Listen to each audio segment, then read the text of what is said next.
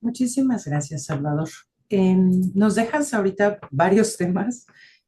Una, creo que lo principal es esta pregunta que arrojas a profesores, investigadoras, investigadores, ¿no? ¿Qué hace la academia frente a estos temas?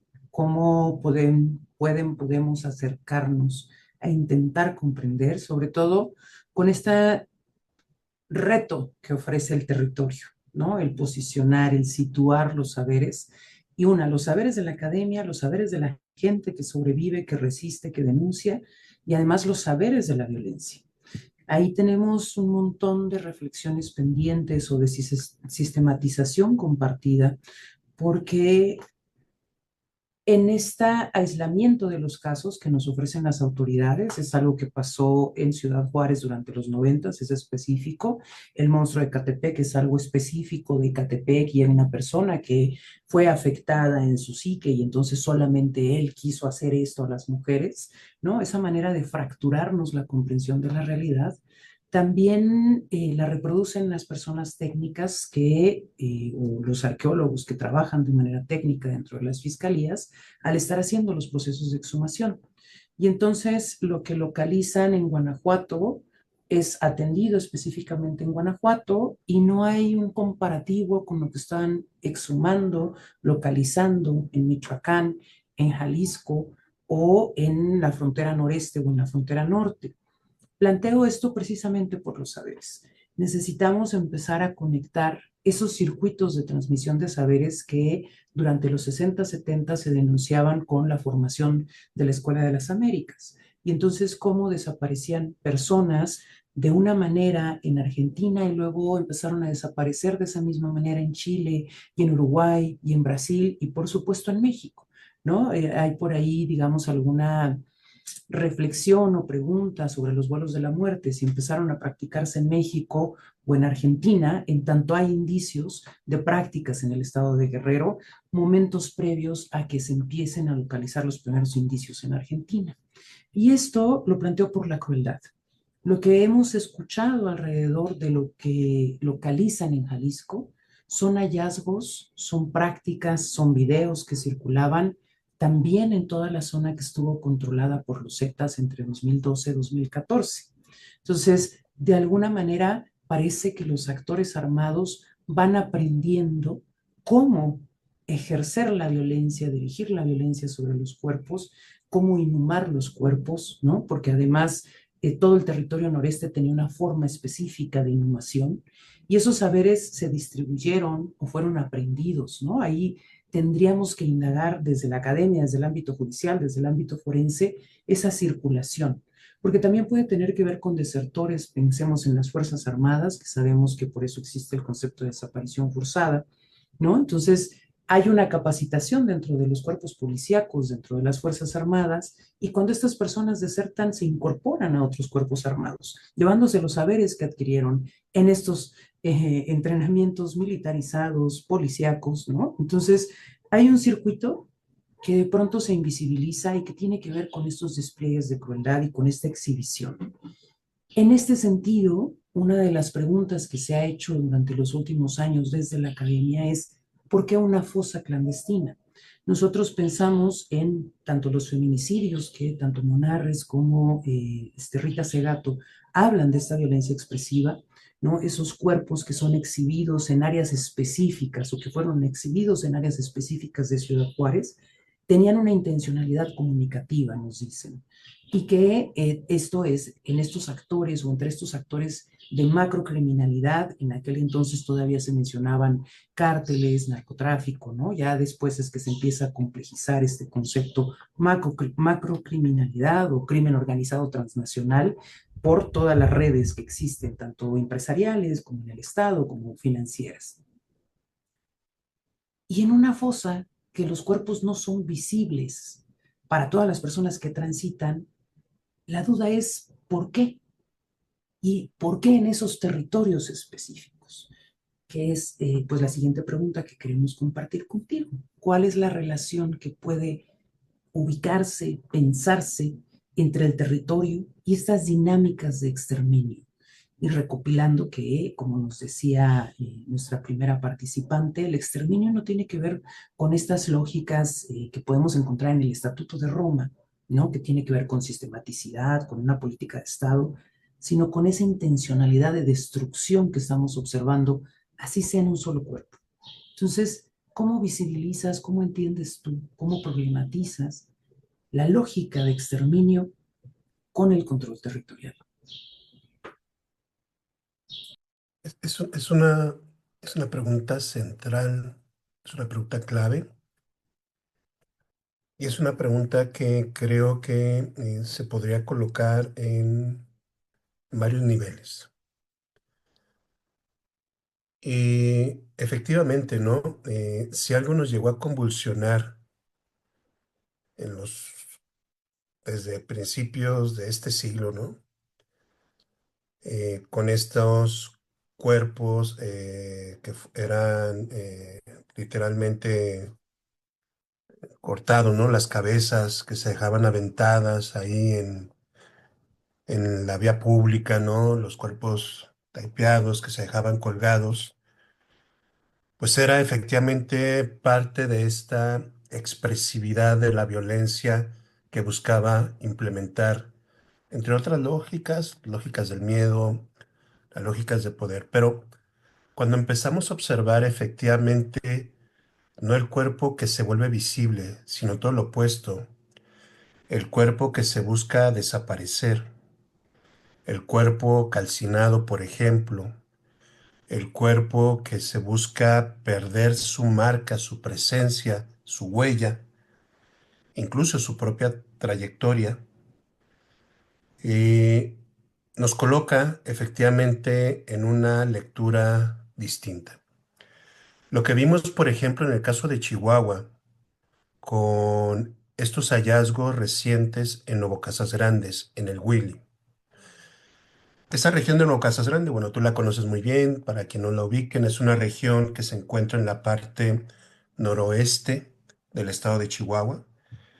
Es una zona donde corre parte de ya la sierra, de la sierra Tarahumara, que viene desde esta parte de abajo, donde está el famoso Triángulo Dorado, ¿verdad? Que le llaman, y que se ha convertido ya desde hace muchísimos años en un lugar de trasiego importante de droga, de personas hacia la frontera.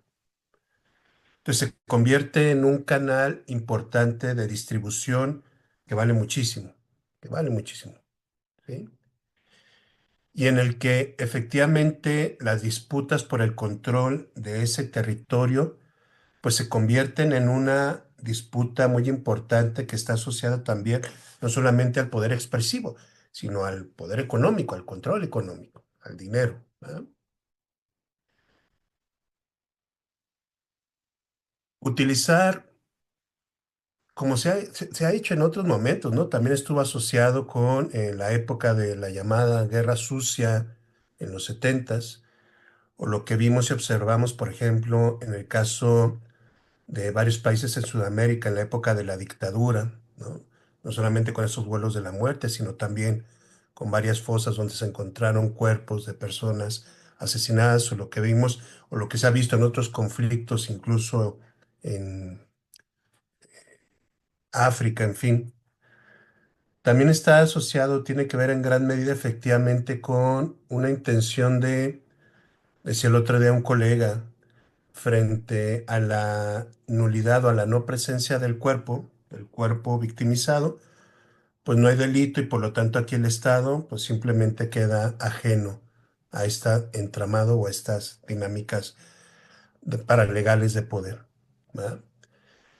Y lo que vemos efectivamente creo o está asociado en esta intención de efectivamente pues eliminar completamente cualquier marco, cualquier vestigio de un cuerpo, como la posibilidad efectivamente de un reclamo, sobre todo de un reclamo colectivo que pueda dar cuenta efectivamente pues de un proceso que pueda llevar a no solamente al cuestionamiento, sino a la visibilización de la crisis que incluso el propio Estado ha dado cuenta. Lo que ha pasado lo que pasó en el Willy A ver, lo decíamos el otro día con dos colegas del Centro de Derechos Humanos Paso del Norte.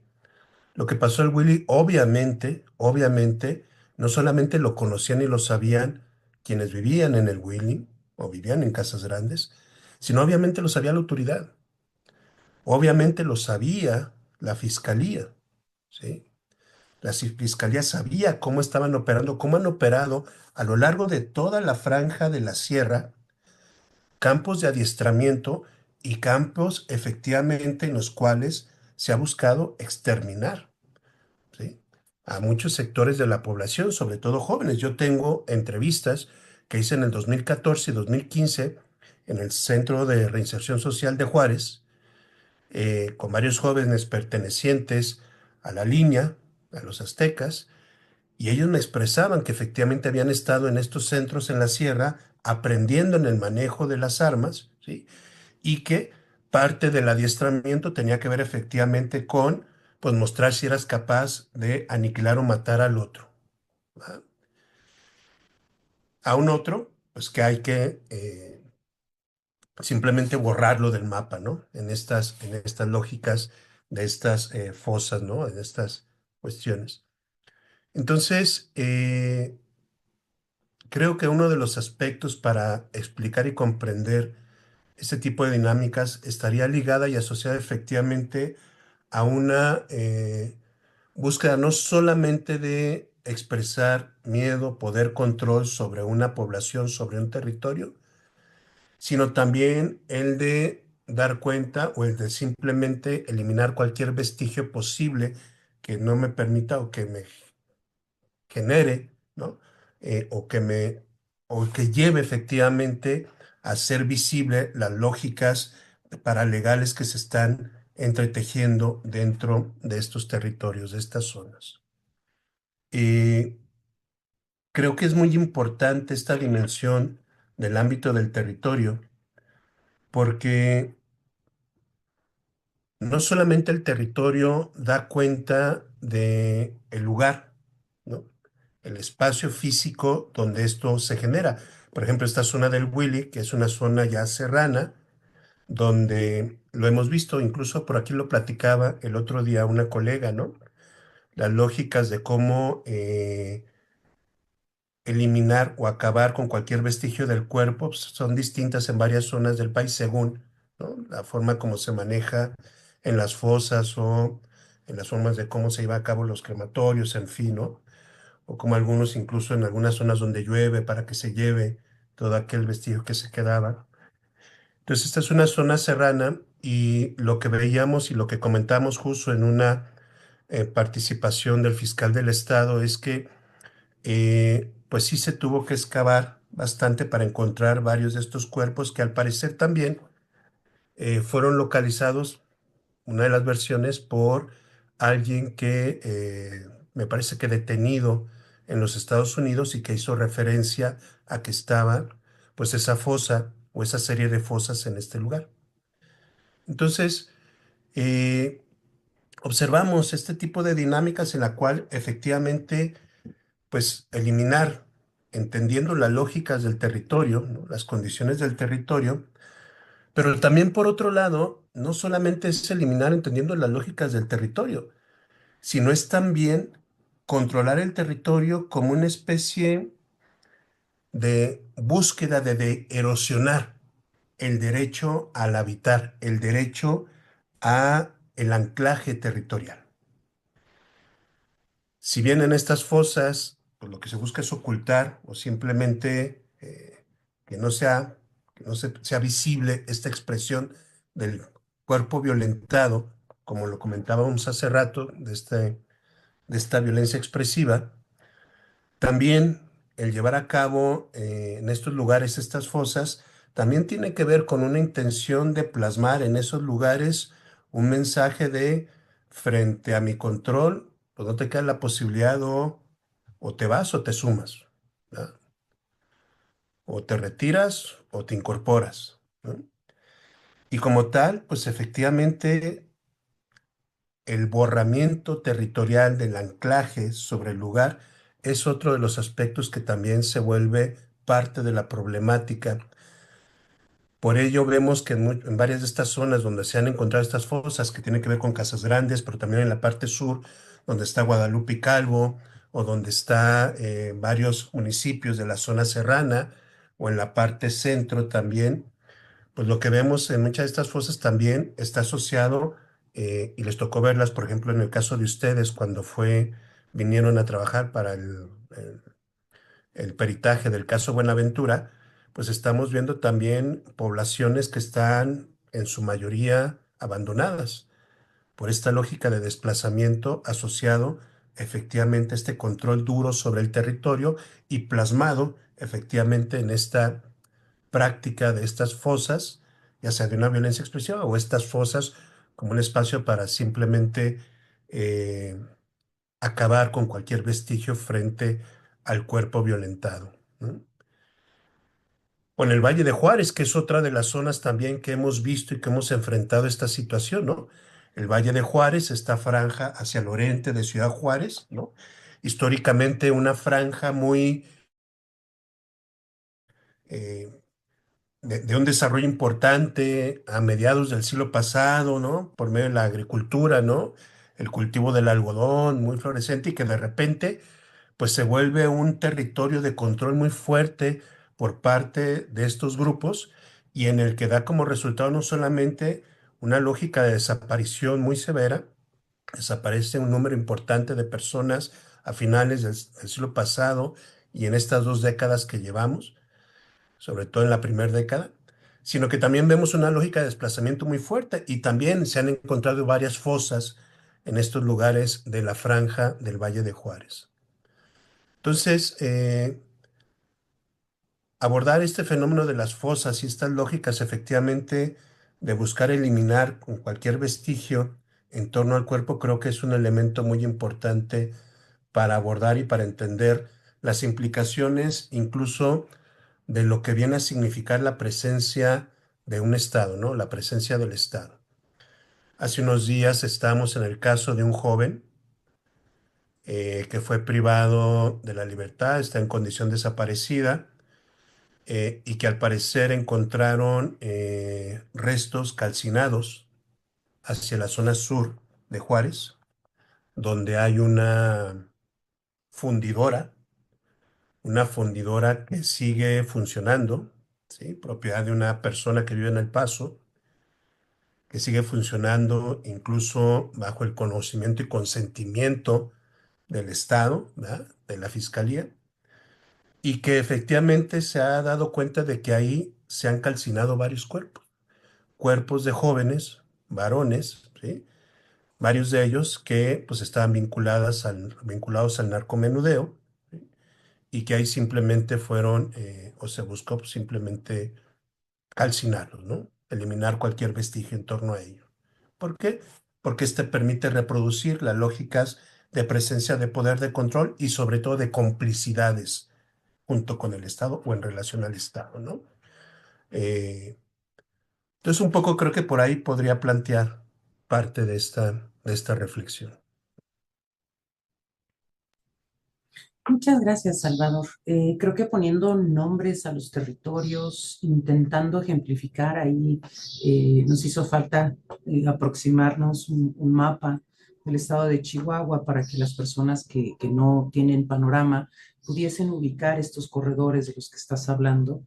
Pero precisamente, pues eso tendríamos que hacer, o ese es uno de los retos que nos toca cuando nos aproximamos a estas dinámicas, poder entender en el territorio, con las poblaciones que están siendo desalojadas, que están siendo despojadas, y en eso me parece clave esto que estás diciendo respecto a despojar, erosionar el derecho al habitar, ¿no? Yo creo que aún no hemos logrado enunciar el vaciamiento territorial que hay en México, sobre todo en estas zonas ricas en recursos naturales, ¿no? En Jalisco, en Michoacán, en el estado de Chihuahua, en Veracruz, por supuesto, ¿no? Entonces, ¿cómo la crueldad se está articulando a esto que, pues desde otros lugares han nombrado como acumulación por desposesión y que es inherente al sistema capitalista. Necesito acceder a los recursos y que las personas no me pongan algún tipo de impedimento, ya sea por su identidad, ¿no? Estaba pensando mientras hacías esta descripción de los territorios al sur, al noreste o al oriente de Ciudad Juárez, también los desplazamientos que hay cada ciclo de cosecha, ¿no? Que justo es entre marzo y mayo en la sierra, en comunidades rarámuri, ¿no? Porque ahí es donde llegan estos actores a desplazar a las poblaciones indígenas. Y eso lo tenemos en todo el país, ¿no? Entonces, hablar de la crueldad, de los procesos de violencia, de las dinámicas de exterminio, requiere que pensemos el territorio. Por algo, en Guatemala, durante los ochentas, las personas sobrevivientes, quienes han exigido el nunca más, prefirieron nombrar etnocidio más que genocidio para ubicar esto que estaba ocurriendo con la población maya, ¿no? Entonces, creo que tenemos que ir alcanzando estas discusiones con las que nos han avanzado en América Central, en América del Sur, porque hay una conexión con los territorios que desde la lógica moderna urbana a veces se invisibilizan. Pensaba también en los territorios colombianos, en estos reconocimientos del territorio como sujeto colectivo, como sujeto de derecho, ¿no? Y que en México hay intentos desde varias poblaciones, pueblos originarios, ¿no? Entonces, pensar la crueldad, el despliegue, los territorios, estos accesos, estas conexiones, ¿no? Hay un espacio que, digamos, reiteradamente o cíclicamente se reactivan dinámicas de violencia entre Michoacán y Jalisco y se nos olvida, ¿no? Ya sea por los medios de comunicación, ya sea por estas representaciones de casos aislados, y poco después del hallazgo que hicieron en Teuchitlán, volvió a haber enfrentamientos en la Barca, ¿no? Y hace unos años era elegido la primavera, entonces es una zona de interés, de intereses para estos actores armados. Tú recién escribiste una columna para dónde van los desaparecidos en diálogo con nosotras, que es Conciencia, y ahí dialogabas con la gramática del horror y que tiene que ver con esto que nos has venido compartiendo, cómo se expresa a través de los cuerpos, a través de lo que se hace a los cuerpos en los territorios, una intencionalidad de desconocer también vidas. En la sesión pasada, Yarima nos hablaba de un circuito de trata de personas que toma específicamente, ella estaba hablando de mujeres colombianas, pero también mencionó a mujeres de Brasil, a mujeres de Venezuela, estos cuerpos racializados que llegan a ser exotizados, pero que en la trata también hay condiciones de trabajo forzoso, ¿no? Entonces, y toman estos cuerpos para desplegar en ellos los aprendizajes, cuando nos estabas hablando de estas escuelas de adiestramiento, insisto, ya se había mencionado con los Zetas, nos estás mencionando con la línea, ¿no? Que esto es un proceso de mucho tiempo atrás en Ciudad Juárez, nos lo están mostrando ahorita con Cártel Jalisco, en Jalisco, valga la redundancia. Entonces, o tenemos una insistencia a olvidar, porque resulta terrible y los medios de comunicación nos permiten olvidar, ¿no? O pareciera que los niveles de crueldad han incrementado en los últimos años, que serían un poco las preguntas hacia el último bloque de este conversatorio que comparto contigo.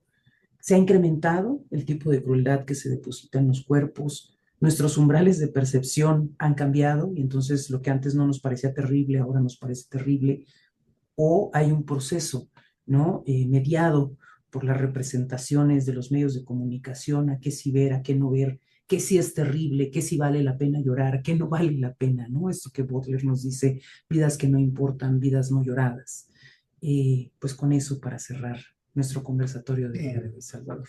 un poco antes de contestar esta parte, cuando hablábamos de la dimensión también del territorio como un aspecto central para abordar estos fenómenos, también es importante ahí dar cuenta de una tensión epistémica y conceptual en torno al territorio, cuando varios de los enfoques que siguen buscando abordar la idea de la criminalidad, de su presencia, siguen ancladas en la idea del territorio como lógica político-administrativa.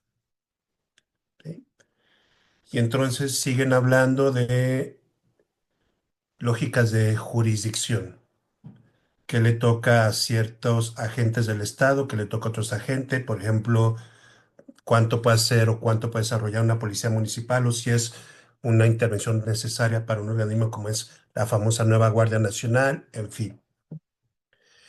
Y creo que esto también es un problema, porque creo que cuando hablamos de territorio hay que entenderlo en una condición más abierta, en una condición más compleja o en una lógica de transterritorialidad. ¿Por qué lo digo? Recuerdo que en una ocasión, eh, hace poco estaba viendo ahí una nota periodística y la nota periodística hacía referencia a cómo la Fiscalía Norte del estado de Chihuahua, que tiene su sede acá en Ciudad Juárez, tenía un mapa de las zonas de influencia de pues, diversos grupos, ¿no? Ligados sobre todo al narcomenudeo o a la trata, en fin. Y colocaban ahí el mapa y cuántos, uno veía el mapa y decía, a ver, espérame, espérame, no, o sea, no podemos pensar la relación como si solamente delimitando en el mapa es efectivamente el rango de presencia de la lógica macrocriminal, ¿verdad? Sino que tendremos que entenderla más como una transterritorialidad que también termina impactando. Por ejemplo, yo decíamos el otro día, a ver, pensar las lógicas y los vínculos en torno a la relación de el narcomenudeo, pero también de las lógicas de desaparición que se vienen gestando, pues también nos obliga a entender las relaciones, las redes y los vínculos que se gestan del otro lado de la frontera, que son durísimas, ¿sí? Y que están propiciando y financiando mucho de las lógicas del impacto de la violencia que vivimos acá de manera cruel, ¿verdad? De manera dura. Entonces, creo que ese es un ámbito también muy importante que no podemos perder de vista. Eh, la lógica en que opera, por ejemplo, una fiscalía pues es una lógica que también está anclada en una dimensión de territorio ligada a una lógica político-administrativa, ¿verdad? Es más, la nueva propuesta que está planteando, no la nueva propuesta, las nuevas medidas, perdón, que está planteando recientemente Claudia Sheinbaum, la presidenta, ¿no? Para modificar la ley de desaparición forzada, en fin, pues simplemente entran también nuevamente en esta lógico territorial administrativa, ¿no? En torno a la figura de las fiscalías y su control sobre los estados, territorialmente hablando. Pero ahí sabemos que la lógica de la macrocriminalidad completamente lo excede. Pero también las lógicas de las violencias que llevan a cabo, por ejemplo, pues esta crueldad frente a habitar el territorio que viven las poblaciones, ¿sí? Entonces creo que esa es una dimensión muy importante que exige efectivamente repensar también el concepto del territorio. Creo que ya desde esta mirada político-administrativa no nos está dando. El problema es que mucho del enfoque sigue plantado o anclado en ese nivel. Y la otra parte es esta categoría de gramáticas de la violencia, gramáticas del horror que planteó Rosana. Yo recuerdo que cuando Rosana planteó esta categoría, hizo referencia al caso en Michoacán, en una ciudad de Michoacán, no recuerdo qué ciudad, que llega un grupo armado y avienta, están parecer en un baile, me parece, una discoteca, Apatzingán es la entrada de los ah, Zetas. y avientan unas cabezas, ¿no? Cuando está la gente ahí bailando. Y decía en ese momento Rosana, bueno, ¿y esto cómo lo leemos? Pero no solamente cómo leemos en la academia, esto cómo lo enfrentamos como sociedad. O sea, como sociedad, cómo damos lectura a este horror, a esta atrocidad que se está expresando en esta violencia cruel sobre los cuerpos. Y esto para mí se ha vuelto en una pregunta fundamental, que por ahí escribí un texto hace poco en la plataforma de La Verdad Juárez, donde creo que es importante plantearnos como sociedades, como diversos sectores, desde el propio Estado también, que es indispensable generar una ética de la mirada frente a la violencia atroz. Una ética de la mirada que nos permite efectivamente plantearnos la pregunta, ¿no? De cómo observamos no solamente el dolor del otro, cómo observamos la violencia atroz sobre el otro, sobre el cuerpo, si es posible colocarlo. Ahora que veíamos esto de Teuchitlán, yo recuerdo que en las redes empezaron a surgir varios videos donde había quienes hacían referencia a un grupo de buscadoras, no era muy claro el video, pero estaban escarbando y decían, ah, mira, ya viste, ahí está un cráneo, sí, sácalo, es el fémur, no, sí, mira, levántalo, en fin. Y yo decía, esto nos debe de llevar a una reflexión importante, no el acto de la búsqueda, sino las formas en cómo estamos efectivamente colocando, ¿sí?, en la dimensión de lo visible, las condiciones o las lógicas de estas violencias que hemos estado enfrentando, ¿sí? No sé si recuerdas hace unos años, me parece que fue en la época de Calderón, me parece, que de repente hubo como una reunión entre varios grupos empresariales, dueños de medios, ¿no? Que decían, no, no, es que hay que tener cuidado con el manejo de la violencia, entonces vamos a tener ahí una serie de medidas para poder plasmar la violencia. Pero decimos, bueno, espérame, es que frente a las lógicas, por un lado, es una idea que de repente cae en una especie como de estética moralizante que no comparto, ¿va? Lo que ahí se plasmaba. Pero por otro lado, la diáspora de las lógicas de las redes nos están llevando a una gran cantidad, ¿sí?, de información, de imágenes, que creo que es importante o es fundamental empezar a gestar desde la academia, desde las universidades, desde los centros escolares, una indispensable ética de la mirada frente a esta violencia que estamos experimentando y que estamos viviendo. Porque lo decíamos ahorita, es una violencia que juega con lo expresable, con la expresión. Y la expresión se coloca en el ámbito de lo visible, ¿sí? Entonces, la ética de la mirada, una ética de la mirada frente a ello, creo que es algo que debe empezar a plantearnos en la reflexión y obligarnos efectivamente a, pues, buscar cómo poder, pues, trabajar frente a eso y no simplemente caer en una especie, por un lado, de amnestesia sobre el dolor, sobre la violencia del otro, o por otro lado, como una especie de voyerismo sobre la violencia, ¿no? Que también eso se vuelve muy propicio en este juego perverso, nefasto, de uso de la imagen atroz para reproducir las lógicas de poderes sobre territorios, ¿no? Sobre ciertos cuerpos, sobre ciertos sectores de la población. Gracias, Salvador. Me dejas pensando mucho en esta ética de la mirada y en los retos que representa. Por un lado, el seguimiento que hemos podido dar a muchos de los eventos ha sido posible gracias a la nota roja, porque hubo cierta censura entre Calderón, Peña Nieto y, ¿no? Desde Vicente Fox empezó a hablar Sí, de restringir los narcocorridos porque se difundía la narcocultura.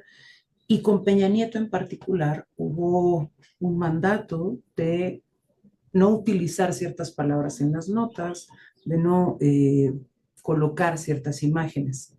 Entonces, desde ahí podríamos pensar, se está intentando no reproducir, no contribuir a la expresividad, ¿no? En esta lógica de lo visible. Pero pensaba en zonas justamente controladas por los Zetas entre 2011 y 2014, en los que el blog del narco, Semanario Z, fueron cruciales, porque había un silenciamiento tremendo en los medios de comunicación por amenaza, por extorsión. Muchos periodistas tuvieron que irse de territorio mexicano bajo amenaza, a otros muchos les han asesinado. Y estos trabajos, esta documentación, permitió que no se convirtiera en una zona de silencio, sí, ¿no? Todo Coahuila, Nuevo León, Tamaulipas. Entonces, Sí hay una ética de la mirada que tenemos que conceptualizar, que tenemos que reflexionar y al mismo tiempo esta posibilidad de tener al alcance de la mano el dispositivo, el teléfono, el estar transmitiendo en vivo, permite que no se cuestionen los hallazgos.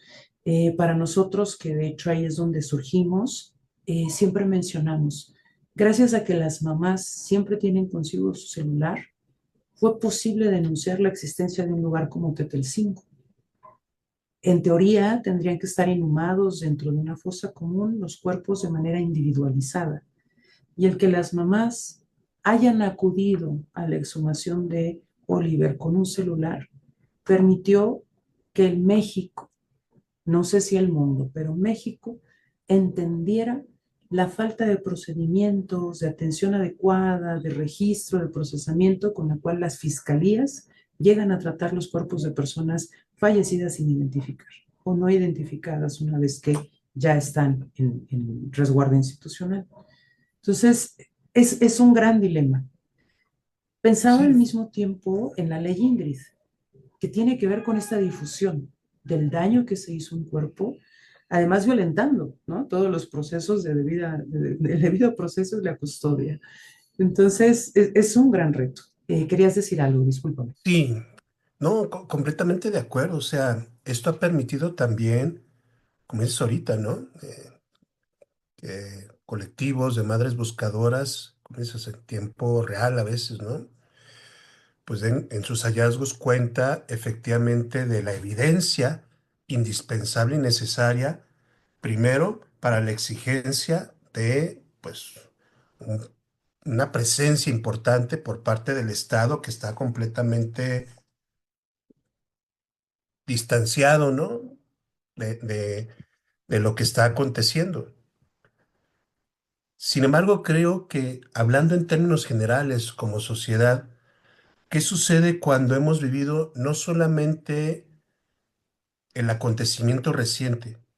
¿Qué sucede cuando esto ha sido ya parte de una presencia constante, reiterada, reiterada, reiterada, ¿sí?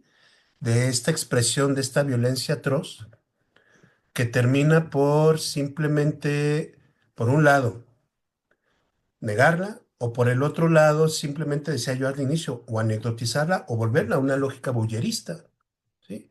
Ahí es donde creo que es importante como sociedad exigirnos un ejercicio de reflexión muy importante, muy fuerte, ¿sí? Sobre no solamente estas violencias, sino también en torno a la presencia de quienes vienen enfrentando estas violencias, pero también dando cuenta y haciendo visible, ¿sí? Lo que estas violencias están generando en los territorios. Esto es muy importante. Creo que también necesitamos una ética de la mirada frente al reconocimiento, lo que vienen haciendo las madres buscadoras, por ejemplo, ¿sí? O lo que vienen haciendo otros colectivos frente a casos, por ejemplo, de desaparición o también a casos de trata. Entonces, ahí es donde yo coloco, o donde yo creo que cobra relevancia nuestra reflexión como sociedad, ¿no? Muchísimas gracias, Salvador. Siempre es un gusto escucharte y de alguna manera han estado conectadas las conversaciones, ¿no? Supongo que también por eso les invitamos, porque ahorita estamos hablando de la cobertura, de alguna manera, que se hace de este tipo de violencias expresivas, de esta violencia atroz de la crueldad. Y en Colombia nos hablan mucho también de matar y recontramatar cuando se están haciendo análisis de las masacres, que conecta con esto que nos has venido comentando sobre la gramática del horror. Y el saber también desde Colombia habla de cómo el exceso, la pornografía que hay alrededor de la violencia vacuna. Entonces, de alguna manera, la construcción de la nota roja, la construcción de estas imágenes, digamos, exorbitantes sobre la crueldad, también genera distancia frente al espectador. Esa a las familias, que no está haciendo investigación desde las fiscalías, las instituciones, comisiones de derechos humanos o la academia, empieza a generar cierta distancia y una representación de marginalización, de criminalización que al mismo tiempo contribuye a autorizar esas violencias. Les pasa a otros. Y es un poco el discurso que tenemos hoy desde las altas esferas políticas. Esto no existe, hay una negación tremenda que por eso desde varios espacios académicos, desde varios espacios de acompañamiento, estamos generando estos conversatorios o algunas otras dinámicas de conexión con las madres buscadoras. Las están colocando en un riesgo impresionante. Acaba de fallecer una buscadora de Jalisco que fue agredida con arma de fuego el día lunes, si mal no recuerdo. Entonces, hay una tensión ahorita para desmentir los procesos de desaparición, la existencia de este tipo de violencia, que es importante que nosotros acompañemos y sostengamos el discurso de las madres buscadoras. En ese sentido, la siguiente sesión, que va a ser el jueves 10 de abril a la misma hora, 6 de la tarde, nos va a acompañar Heriberto Paredes Coronel para atender un poco estas inquietudes desde el periodismo, ¿no? ¿Cómo se hace una cobertura o cómo se podría hacer una cobertura con enfoque de derechos humanos? ¿Cómo mirar estas violencias? ¿Cómo conectar? Y en esto, pues nosotras intentamos siempre reconocer la importancia del diálogo de saberes. No solamente está en la academia la posibilidad de decir, de pronunciar, de entender. Por eso dialogamos tanto con académicos como con colectivos de búsqueda, con activistas como Yarima, que desde territorio están produciendo estos saberes que a veces en gobierno pues no les permiten tener una palestra para decir si está pasando. Y hay redes de trata y son los jóvenes y son las personas migrantes, son esas personas a las que se desciudadaniza en múltiples formas, en múltiples niveles y sobre las cuales aterriza este tipo de violencia, ¿no? En el caso de las víctimas que llegaron a Teuchitlán, y me imagino que muchas de las víctimas en el estado de Chihuahua, por esta colindancia que hay con la frontera, pues es una necesidad de encontrar trabajo. Y desde ahí ya nos desciudadanizaron a muchos, ¿no? Hay una gran dificultad hoy en día, hay una violencia estructural que no permite que muchos sectores poblacionales accedan a las condiciones mínimas de existencia y por lo tanto a una vida digna. No sé si quieres agregarnos algo para cerrar el día de hoy, Salvador. No, completamente de acuerdo, ¿no? Creo que esta posibilidad de podernos escuchar y podernos conversar, ¿no? Es algo importante, es algo necesario. Y creo que también es algo importante y es algo fundamental también escuchar, saber escuchar quienes enfrentan cotidianamente no solo estas violencias, sino quienes también han construido una agencia muy importante desde sus redes colectivas frente al abandono del Estado y también frente a una lamentable lógica de estigmatización como son las colectivas, ¿no? Ante casos de desaparición. Lo veíamos, pasó lo de Teochitlán y en varias redes, en el Facebook, en Instagram y demás, de repente aparecieron imágenes, quién sabe quién las enviaba, no era muy claro, y era la imagen de una madre buscadora y un hijo y con un arma de fuego. Y decían, pues sí, ya ven la relación, el vínculo, pues por eso, ya ven quién es ella. Entonces, toda esta lógica de negar, de estigmatizar, de marcar a la madre buscadora o a los colectivos de familiares de personas desaparecidas como pues quienes están simplemente ocasionando una especie de alebrestar, ¿no? Las dinámicas de presencia y de una retórica de un Estado que se asume como protector y garante de los derechos, pues es muy preocupante, ¿no? Para mí, esto lo muestra no solamente las complicidades del Estado con el crimen, como mencionamos hace rato, con esta macrocriminalidad, sino también las propias complicidades dentro del Estado que termina para favorecer, por propiciar, ¿sí? Posicionamientos de control muy severos bajo un discurso de soberanía, de resguardo, de protección del derecho o de la defensa hacia las personas menos desfavorecidas, más desfavorecidas. lo que hemos visto en los últimos 2 sexenios, ¿no? Con un fuerte vínculo hacia el ejército, hacia eh, toda una práctica de militarización de la vida, de la seguridad, pues es muy preocupante, muy, muy preocupante.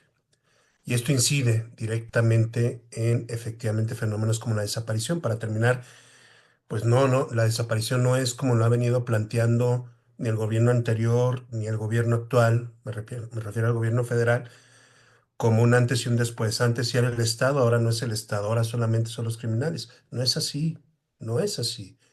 Y hay varias y varios colegas que han dado cuenta que esta complicidad sigue reproduciéndose y cada vez se reproduce de una manera más dura y cada vez más se reproduce de una manera más solapada por parte del Estado como pues, este agente o este actor clave y central dentro de estas violencias como feminicidios, desaparición, tratas, en fin. Entonces, el panorama está complicado, pero aunque esté complicado, creo que hay resistencias importantes que se están gestando desde experiencias en los territorios muy concretas y ahí los colectivos de familiares de personas desaparecidas, varios de ellos nos están mostrando, nos están diciendo, nos están dando cuenta de que efectivamente hay esperanza, ¿verdad? Entonces, bueno, terminaría nada más con eso. Muchas gracias, Salvador. Creo que esa es una frase importante en estos contextos y para cerrar es potente. Hay esperanza. Nos vemos la siguiente semana a las 10, sí, perdón, jueves 10 de abril a las 6 de la tarde. Nos va a acompañar Heriberto Paredes Coronel. Un gusto, que esté muy bien.